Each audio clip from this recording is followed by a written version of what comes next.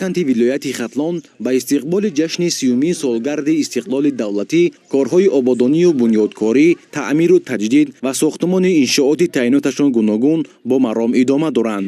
Ба истиқболи ин ҷашни бузурги миллӣ 96 адад иншооти таъйиноташон гуногун ба нақша гирифта шуда буд ки то ба имрӯз 78 адади он аллакай мавориди баҳрабардорӣ қарор гирифта, сохтмони даҳо адад иншооти боқимонда бо вусъати тоза идома дорад. 81% иншоотҳои ба нақша гирифташи мавриди истифода қарор дошта, дар ҳолати ба мавриди истифода қарор дода шудани иншоотҳои мазкур 359 ҷойи кори нав таъсис дода шуд.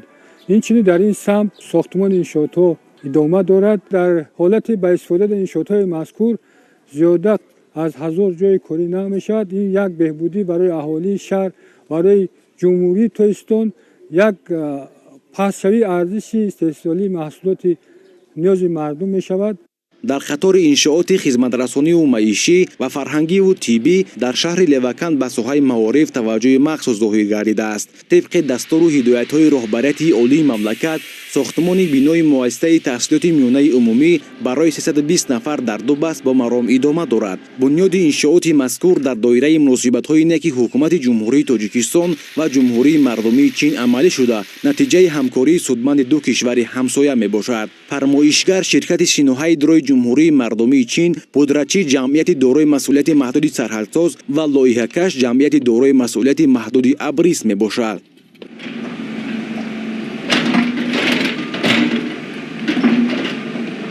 тибқи иттилоъ маблағи умумии сохтмони ин муассисаи таълимӣ 10 миллиону 500 ҳазор сомонӣ буда, он дар майдони 1 гектар замин бунёд гардида истодааст. корҳои сохтмонӣ дар ин муассиса моҳи апрели соли 2020 оғоз гардида, қарор аст дар арафаи рӯзи дониши соли 2021 ки ба истиқболи 30-юми солгарди истиқлоли давлатӣ рост меояд, мавриди истифодабарии умум қарор дода шавад. имрӯзҳо дар корҳои сохтмонии иншоот беш аз 70 нафар сокинони маҳаллӣ ҷалб гардида, бо маоши хуб таъмин шуданд. қариб 1.5 сол мешавад ки мо ҳаминҷо оғоз кардем кори сохтмона. бачаҳои ҳамин гирдовараи ҳамаш ин ҳамин 4 та дом ҳаминҷа зиндагӣ мекунад. инҷа баракои мисол ҳама ҳамин гирдоварагиҳо қариб 70 кас ҳаминҷа ҳамин сохтмона ҳаминҷа нӯ хурда истем ин ҳамин зиндагӣ рафтаиста.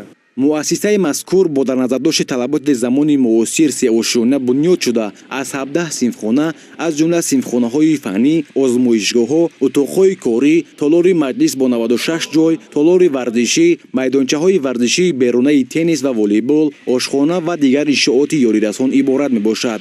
ба гуфти сохтмончиён дар ҳамаи синфхонаҳои муассиса тахтаҳои электронӣ, компютерҳо бо хати интернет пайваст ва дар озмоишгоҳҳо лавозимоти касбомӯзӣ аз муосиртарин технология насб хоҳад гардид. ҳамзамон дар доираи истиқбол аз ҷашни муҳими таърихӣ, соҳибкори ватанӣ Абдукарим Мусофиров дар шоҳрои Бохтар Левакан бунёди сардхонаи замонавиро ба роҳ мондааст.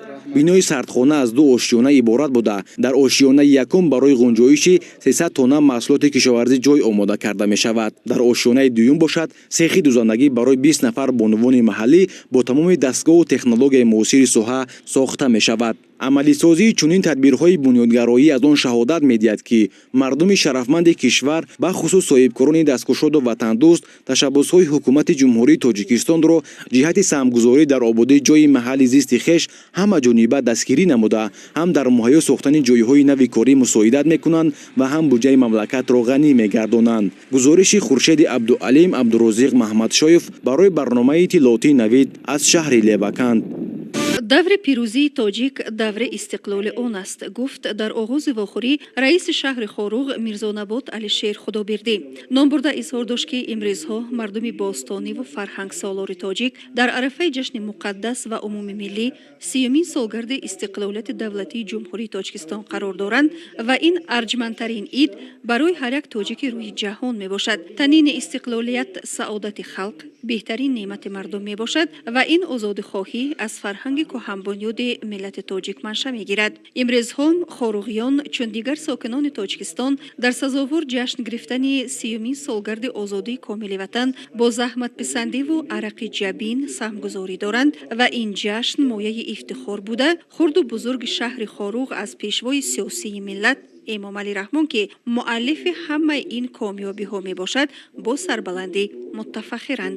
Саид Ғоибназарзода директори пажӯҳишгоҳи идоракунии давлатӣ ва хизмати давлатии академияи идоракунии давлатӣ назди президенти ҷумҳурии Тоҷикистон номзади илмҳои иқтисодӣ қайд намуд ки дар 30 соли низоми давлатдории миллӣ 10 сола аст ки 10 сола якум танҳо ба нигоҳ доштани якпорчагии ватан ва ба даст овардани ваҳдати миллӣ бахшида шуда буд. 10 солаи дуюм ба бунёди инфраструктуре ки пешрафти минбаъдаро муайян месохт бахшида шуда, дар он бунёди нақбҳо, роҳҳо, нерӯгоҳҳо ва дигар инфрасохтор, қабули барномаи рушд, стратегияҳои миллӣ ба роҳ монда шуда буд.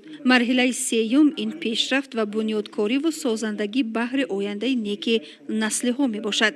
Дар авҷи сухан ном бурда бобати иҷрои нақшаи даъвати ҷавонон ба артиши миллӣ дар шаҳри Хоруғ ки бозгӯ аз ватандӯстиву ватанпарастии хоруғиён мебошад, изҳори сухан намуд. истиқлолият ин неъмат ва дастоварди бузургтарин муқаддастарин барои ҳар яке мо мебошад ва ин ҳама заҳматҳоу талошҳои асосгузори сулҳу ваҳдати миллӣ пешвои миллат президенти ҷумҳурии Тоҷикистон муҳтарам Эмомалӣ Раҳмон буд ки имрӯз мо дар фазои сулҳу ором таҳсил ва кору фаъолият намуда истодаем ва маҳз истиқлолият ба мо имконияти таърихие фароҳам овард ки ватани худро соҳибӣ кунем, давлатдории миллии хешро барпо намоем ва арзишҳои милливу суннатиеро эҳё созем ва зиндагии озодонаи мардумро ба роҳ монем. Ҳар як фарди Тоҷикистон, ҳар як сокини Тоҷикистон имрӯз шоҳиди он ҳастем ки миллати тоҷик таҳти сарварии асосгузори сулҳу ваҳдати миллӣ, пешвои муаззами миллат, президенти ҷумҳурии Тоҷикистон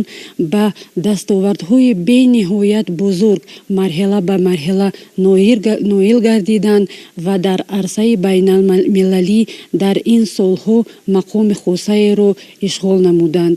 итминони комил дорам ки шаҳрвандони шаҳри Хоруғ яъне бо корҳои ободию созандагӣ шаҳри Хоруғро дар муддати кӯтоҳтарин ба нигини Бадрахшон табдил хоҳанд дод. имрӯзҳо дар шаҳри Хоруғ низ баҳри истиқбол ҳарзанда намудани 30 солагии истиқлолияти давлатии ҷумҳурии Тоҷикистон тамоми корҳои ободониву созандагӣ рӯи кор омада истоданд. ҳама рӯза яъне сокинони шаҳри Хоруғ сар карда ва тамоми яъне кормандони мақомотҳо дар ҳашар ҳастанд ва мақсадашон як аст, бояд 30 солагии истиқлолияти давлатии ҷумҳурии Тоҷикистонро бо як шукӯҳу шаҳомати хоса таҷлил намоянд ва боварӣ дорем ки мо яъне ин ҷашни муқаддасу мубораки миллатамонро дар фазои мутантан ҷашн мегирем ва ҷавонон ҳамеша бар он талош менамоянд ки то ки истиқлолияти давлатии ҷумҳурии Тоҷикистон устувор бошад. вохӯриро раиси шаҳри Хоруғ Мирзонабод Алишер Худобердӣ ҷамъбаст намуда изҳор дошт ки аз соли 2018 то инҷониб Хоруғ ба марҳилаи нави рушд қадам гузошта дар самти пешрафти варзиш, пешрафти соҳаи маориф ва тандурустӣ, фарҳанг, иҷтимоиёт, иқтисодиёт дорои пешравиҳои назаррас мебошад. Раиси шаҳр гуфт ки самгузории хоруғиён дар ободониву созандагии ватан бо ҷашн гирифтани 30 солагии истиқлолияти давлатии ҷумҳурии Тоҷикистон ба итмом намерасад. Хоруғиёнро ҳанӯз ҳам ватансозӣ дар пеш аст. ҳар як сокини ин шаҳр чун кӯҳҳои гардунраси Хоруғро иҳота намуда сарбаланд аст ва дар назди имрӯзиёну фардоиён баҳри шукуфоии сарзамини аҷдодӣ муваззаф мебошад.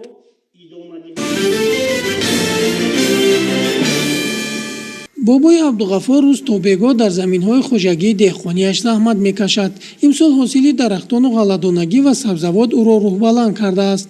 ин марди меҳнатдӯст дар деҳаи чуқураки ҷамоати деҳоти ҷонбахти ноҳияи Ховалинг хоҷагии деҳқонӣ ташкил намуда дар майдони 3 гектар боғ бунёд кардааст. мо соли 2004 бо аҳли оиламон инҷо хоҷагии деҳқонӣ 3 гектара меҳнат карда бунёд карда кор кардем ки ҳамин дарахтҳоро овардем ай ваҳдат чиламазори ваҳдат оварда дарахти гелос шунондем. инҷа дарахтшунон бисёр қинай барое ки дер ба воя мераса, дер ба дар 9-10 сол баъд ба ҳосил медрояд, не ки бисёр дер пир мешава. инҷа ҳозир мо дар боғи мо инҷа ҳозир дарахте дорем ки اسرار زینه که هیچ که یاد نمیته او را کی شنونده زردولو های توت های امرود های هیچ که یاد نمیته که او را کی شنونده یاد نمیتن برای می در تعدادش تیز پیر میشوند در مو بسیار بعد دراز عمر میبینن. در باغ مذکور درختان گوناگونی میوه دهنده شنانیدند. بابای عبدالغفار میگوید بسیاری درختان سالبهرند و اگر یک نمودی درخت حاصل نبندد دیگرش حاصل خوب میدهد. قطار بین درختان را نیز ثمرناک استفاده میبرند. نمودی گوناگونی سبزوات و غله‌دانگی میکارند. گر چندی باغ سالی یک کم بگیره ای زمینش استفاده سخت میبریم. ای غلهش، کارتوشکاش، پیازش، کاهش همه چیز استفاده میبریم. این همه برابر نمیگیره. سالی گلوس بسیار بگیره مثال اولیچه بندکش نمیگیره. اولیچه بندک بگیره نوگ نمیگیره. گر چندی نوگ بگیره ممکن یکون درخت گیرش نگیره.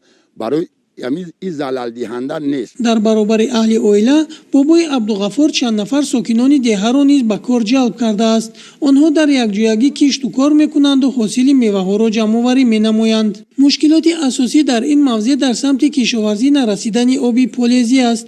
این موی سفید نورانی حل این مسئله را هم پیدا نموده است. از مسافه دور به دهه آب کشانیده ساکنان را با آب نوشاکی تامین کرده است و برای آبیاری زمین‌های کشت نیز استفاده میبرد. در زمین خوجگی باشد یک چای عمودی کندند. اسکواش کندیم 94 متر. ای 11 سال شد ای 2010 ای 5 کیلومتر 300 متر آب آوردم که قشلاق میرن در رقم دو میکنن زیاد که میاد در بسین میریزه که بسین 54 تن آب میبره. بشکه اسکواش 25 تن آب میبره.